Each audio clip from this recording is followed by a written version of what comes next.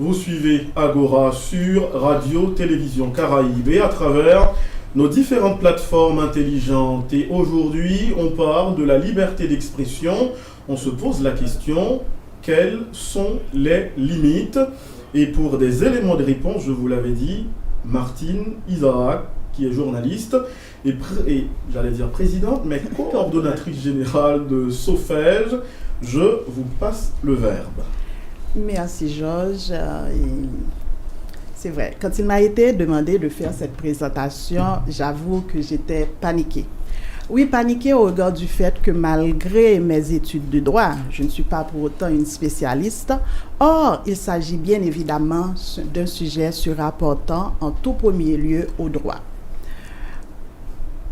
Plus que cela, j'étais paniquée au regard du contexte sociopolitique dans lequel nous vivons. Comment traiter un tel sujet dans un contexte caractérisé par les violences extrêmes, la déliquescence des institutions tant publiques que privées, la mise en coupe réglée des institutions républicaines, la mort de l'État tout simplement.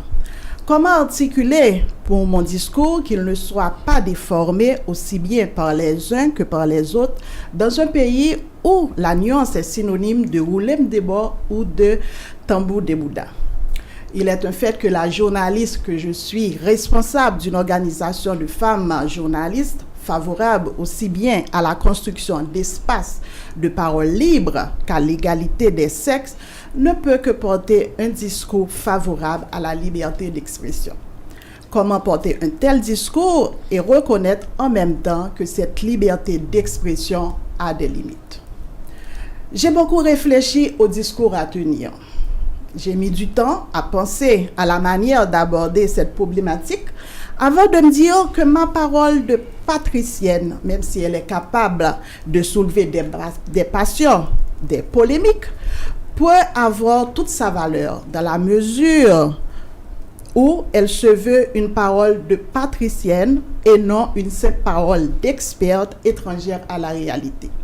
J'ai cherché autant que faire se peut à combiner des éléments théoriques à ces mots d'Albert Einstein, la connaissance s'acquiert par l'expérience, tout le reste n'est que l'information. Vous comprenez sans doute que la présentation que je vais vous faire autant aura pour fond des questions de citoyenneté versus le fonctionnement des médias, incluant les médias en ligne. Aussi, dans un premier temps, sera-t-il question pour moi de définir le cadre conceptuel de mon intervention. Dans un second temps, nous chercherons à comprendre ce à quoi renvoie la liberté d'opinion. Et comme il n'y a pas de liberté, quel qu'en soit le type qui ne fonctionne sans des éléments de restriction, nous chercherons à déterminer dans un troisième temps les limites de la liberté de la presse et enfin, nous essaierons de voir le contexte sociopolitique haïtien face à la liberté de presse et aux limitations de cette liberté. Qu'est-ce que la liberté d'expression? C'est la première question à laquelle je chercherai à répondre pour planter le décor de mon intervention. Sans perdre de temps, je réponds en me référant à la Déclaration des droits de l'homme et du citoyen de 1789. La liberté d'expression prescrite par la Déclaration des droits de l'homme et du citoyen de 1789 est le droit octroyé à tout individu d'exprimer ses opinions sous la forme écrite, orale, audiovisuelle, sans risquer d'être sanctionné. Elle fait partie des droits fondamentaux. La liberté d'expression porte sur 3 points: la liberté d'opinion, la liberté de recevoir des informations et des idées, la liberté de communiquer des informations et des idées. Il va sans dire que l'expression liberté d'expression est englobante et conditionne l'exercice d'autres libertés, dont la liberté d'opinion, la liberté de la presse, la liberté de manifestation ou le droit de grève.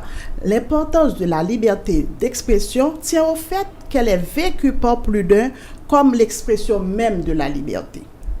Elle est ainsi synonyme de la liberté du citoyen ou de la citoyenne dans la vie publique et correspond de ce fait à la conception contemporaine de la démocratie.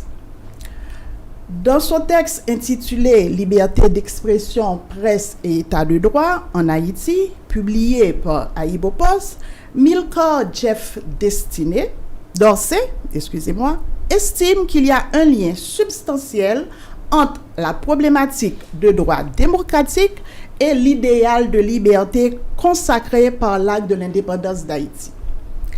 Aucune des 3 constitutions que le pays a connues n'a remis en question la liberté.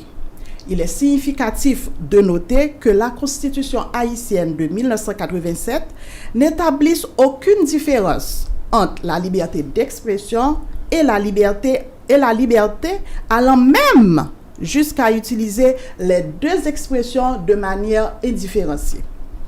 Les droits fondamentaux reconnus par la Constitution de 1987 sont le droit à la vie et à la santé, la liberté individuelle, la liberté d'expression, la liberté de conscience, la liberté de réunion et d'association, l'éducation et l'enseignement, et la liberté du travail, la propriété, le droit à l'information, le droit à la sécurité. En ce qui a trait à la liberté d'expression de manière spécifique, cette Constitution consacre 6 articles. Je me garde de les lire pour vous. Mais on peut dire que ces articles se réfèrent à l'article 28 et suivant et l'article 29 et suivant. Qu'est-ce que la liberté d'expression? Pour aller vite, je prends ici une définition de la Commission des droits de la personne et de la jeunesse du Canada avec laquelle je suis en accord total. La liberté d'expression inclut le droit d'exprimer des opinions controversées et dérangeantes, ainsi que de critiquer des idées et des valeurs sans avoir peur des représailles. Elle fait partie des libertés et des droits fondamentaux protégés par la Charte des droits et des libertés de la personne. Bien que fondamentale, la liberté d'expression n'est pas absolue et ne prime pas sur les autres droits garantis par la Charte. Elle ne peut pas servir à justifier des propos racistes, sexistes ou homophobes, par exemple. En effet, la liberté d'expression, même artistique ou humoristique, peut être limitée. C'est le cas si elle nuit au droit à l'image et à la vie privée d'une personne ou à son droit à la dignité, par exemple. La liberté d'expression est au bas mot l'expression même de la liberté et occupe dans le système des droits fondamentaux une place essentielle. Elle correspond à la liberté du citoyen dans la vie publique. Elle symbolise la conception contemporaine de la démocratie. Constituant une condition de la liberté de la pensée, elle exprime l'identité et l'autonomie intellectuelle des individus et conditionne leurs relations aux autres individus et à la société. Une nuance est à faire. La liberté d'expression recouvre aussi bien des libertés substantielles que des libertés garanties, c'est-à-dire des libertés qui permettent l'exercice d'autres libertés ou droits, mais le contenu de l'expression peut être très divers. La liberté d'expression est une manifestation de la liberté de la pensée. Cette dernière est une liberté aux multiples facettes, en ce qu'elle engendre d'autres libertés qui en dérivent ou qui sont connexes. Ainsi, les libertés de la pensée recouvrent aussi bien les libertés qui permettent la formation de l'opinion que celles qui conduisent à son expression. Quelles sont les sources de la liberté d'expression en Haïti? Parce que la liberté d'expression occupe une place particulière dans les libertés fondamentales de la Constitution en 1987, la Constitution de 1987 en fait une condition essentielle de réalisation de la citoyenneté haïtienne. Les sources de la liberté d'expression dans le cas haïtien se retrouvent dans l'acte de l'indépendance d'Haïti, la Déclaration des droits de l'homme et la Constitution de 1987 qui en fait un instrument privilégié pour le fonctionnement du corps social. Parlons maintenant de la violation de la liberté d'expression en Haïti et ailleurs. Un cas particulier qui nous préoccupe ici est le droit de manifester, considéré comme l'expression collective et publique d'une opinion ou d'une volonté commune, ce qui implique de s'interroger sur l'exercice de la liberté d'expression dans ce cadre pour tenter d'en cerner les contours. Il est un fait que la liberté d'expression ne se limite pas au droit de manifester. Le droit de manifester est le droit d'exprimer des idées et des opinions et de connaître et d'entendre les idées et les opinions des autres. Dans les dernières années, plusieurs débats ont secoué l'espace public, tentant de situer la frontière légale, légitime ou souhaitable entre cette expression des idées et opinions et le respect des droits des personnes à ne pas subir des propos méprisants, haineux ou incitant à la violence à leur égard. Le débat a occupé tant l'arène publique et médiatique que l'arène judiciaire. À propos du droit à manifester, Amnesty International écrit: lorsqu'une personne participe à une manifestation, elle exerce plusieurs droits universels. Outre les droits à la liberté d'expression et de réunion pacifique, d'autres droits sont indispensables pour permettre aux gens de manifester pacifiquement, notamment les droits à la vie, à la liberté d'association et au respect de la vie privée, le droit de ne pas faire l'objet d'une arrestation et d'une détention arbitraire et le droit de ne pas subir de torture ou d'autres mauvais traitements. Le droit de manifester n'est donc pas régi par une seule loi ou un seul traité. Il est protégé dans le droit international relatif aux droits humains par des dispositions énoncées dans différents traités internationaux et régionaux, garantissant chacun de ces droits distincts qui se renforcent mutuellement. Ensemble, ces droits offrent aux manifestants, manifestantes, une protection complète. Les gens ont le droit de manifester pacifiquement et les États ont le devoir de faire respecter ce droit, de le faciliter et de le protéger. Ils ne doivent donc pas faire obstacle aux manifestations à moins qu'ils considèrent légitimement qu'elles menacent la sécurité et les droits d'autrui. Si la police tente d'arrêter ou de limiter une manifestation, son intervention doit être nécessaire et proportionnée. Autrement dit, elle doit faire plus de bien que de mal et représenter la solution la moins restrictive en termes de droit. Les autorités doivent plutôt chercher des manières de rendre les manifestations plus sûres en communiquant avec les organisateurs et organisatrices ou en proposant des services tels que la gestion de la circulation et en facilitant l'accès au premier recours. Dans ce cas, pourtant, c'est l'intervention des autorités qui fait qu'une action perturbatrice mais pacifique devient dangereuse et violente. Dans le cas haïtien, il ne s'agit pas seulement de violation de la liberté. Franz Voltaire, président fondateur du Centre international de documentation et d'information haïtienne, caribéenne et franco-canadienne, va jusqu'à affirmer dans son texte intitulé « Repenser les droits humains en Haïti » que parler des droits humains en Haïti en 2024 est une gageure. Dans ce texte, il affirme sans ambages que de l'indépendance d'Haïti en 1804 à l'occupation militaire américaine de 1915 à 1934 jusqu'à la dictature des Duvalier, la violence a été le fait d'un État qui niait les droits de la majorité de ses citoyens et citoyennes.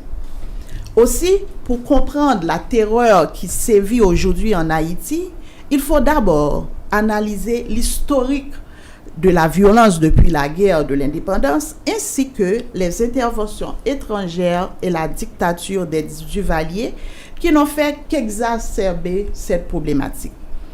L'idée soutenue est que, depuis le tremblement de terre de 2010, ce sont surtout les gangs armés qui imposent une terreur aveugle et qui, aujourd'hui, contrôle plus de 80% du territoire de la capitale de Port-au-Prince.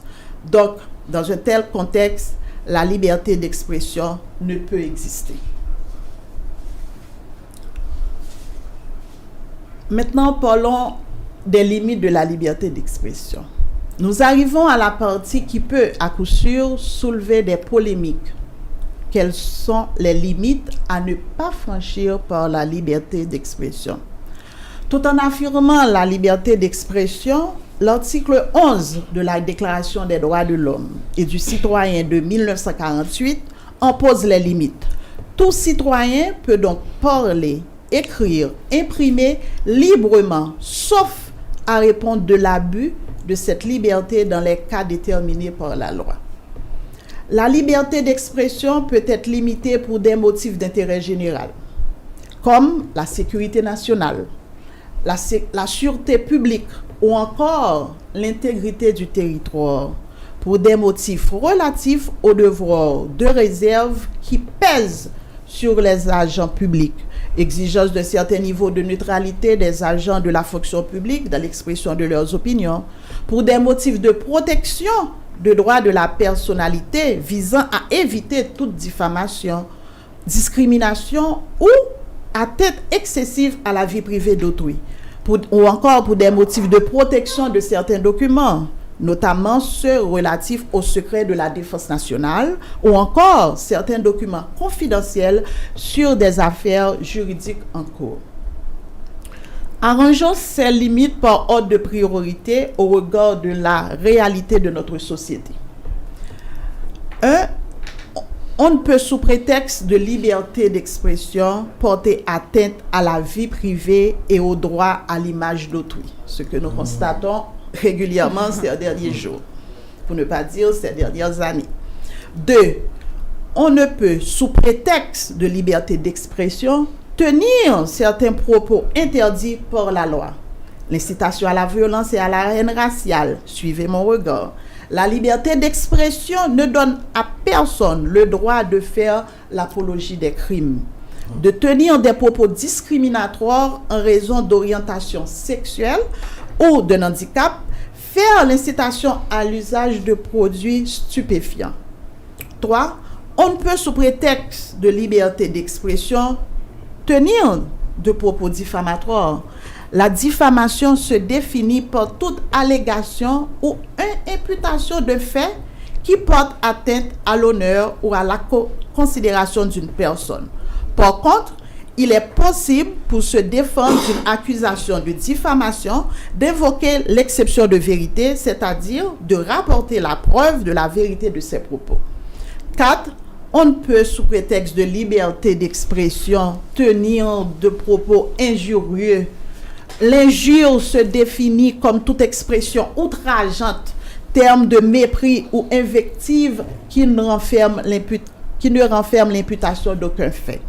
Il existe également des limites spécifiques, telles que le secret professionnel, le secret des affaires et le secret de défense.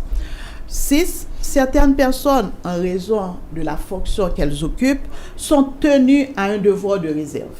C'est le cas des fonctionnaires qui doivent exprimer leurs opinions de façon prudente et mesurée, de manière à ce que l'extériorisation de leurs opinions, notamment politiques, soit conforme aux intérêts du service public et à la dignité des fonctions occupées. Plus le niveau hiérarchique du fonctionnaire est élevé, plus son obligation de réserve est sévère. Le sentiment d'anonymat et d'impunité sur Internet est trompeur. Les auteurs de propos répréhensibles peuvent être identifiés par une levée de l'anonymat.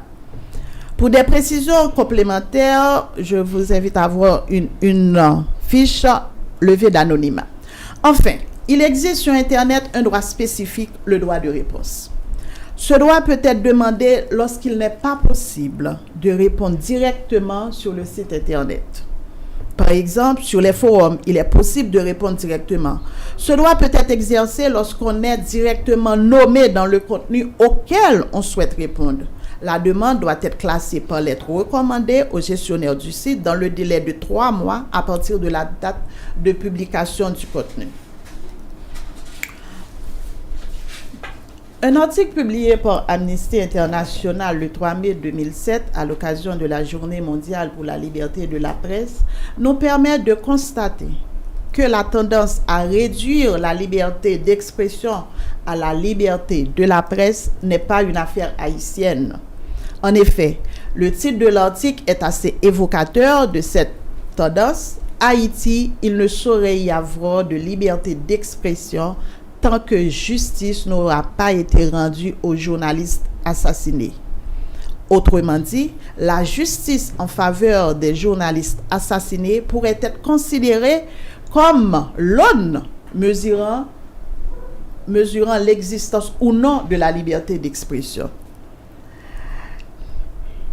Au-delà de ce titre, ce texte a mis en lumière les difficultés auxquelles est confrontée à l'époque la liberté de la presse. Et dire qu'on n'était pas encore dans le contexte sociopolitique qui existe depuis 2010. Je me garde de vous lire un extrait de ce texte. Je pense qu'au niveau des débats, on pourra revenir. Mais tout ceci pour vous dire que la liberté d'expression, même si elle est garantie par les lois haïtiennes, elle a des limites. Merci. Et voilà pour l'exposé de notre invité conférencière à entendre Martine Isaac. Je me pose déjà une première question. Ne sommes-nous pas en Haïti dans une espèce, j'invente une expression, libertinage d'expression?